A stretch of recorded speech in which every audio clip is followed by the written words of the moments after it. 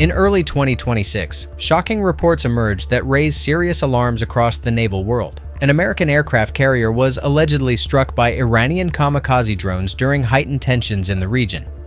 Although the full details remain classified and unconfirmed by the Pentagon, the mere possibility sent ripples of concern through military circles. For decades, the aircraft carrier stood as the ultimate symbol of American naval supremacy, a floating fortress that projected power across the globe. But this incident, whether fully true or not, has intensified the growing debate. Are these billion-dollar supercarriers becoming obsolete in the face of modern threats? The threat is real and accelerating. Modern warfare is rapidly shifting toward long-range precision strikes, swarms of cheap drones, and hypersonic missiles.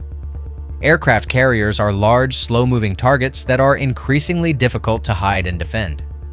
China leads the challenge with its carrier killer missiles. The DF-21D and DF-26 ballistic missiles are specifically designed to strike moving ships hundreds or even thousands of miles away.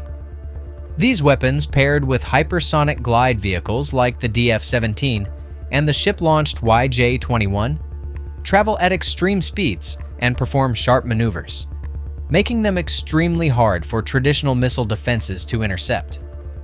Russia adds another layer of danger with the Zircon hypersonic cruise missile, capable of flying at Mach 8 to 9 while skimming just above the sea surface to evade radar. Iran, meanwhile, has mastered the art of asymmetric warfare using swarms of low-cost kamikaze drones and anti-ship missiles. The recent alleged attack on the U.S. carrier demonstrates how even inexpensive drone swarms can overwhelm sophisticated defenses by saturating the sky and forcing expensive interceptors to be wasted on cheap targets. The nightmare scenario for any carrier strike group is clear. Hundreds of cheap drones acting as decoys and scouts, followed by a coordinated salvo of high-speed hypersonic or ballistic missiles.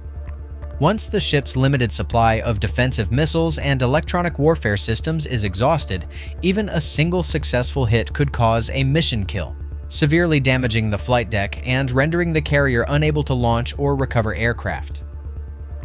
This situation has led many analysts to draw parallels with the battleships of World War II.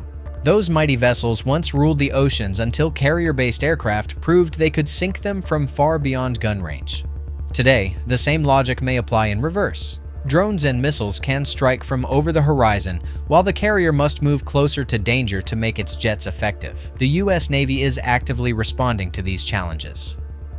They are accelerating the development of carrier-based drones to extend the reach of the air wing, improving layered missile defenses, and exploring distributed lethality, using smaller, stealthier ships alongside the big carriers.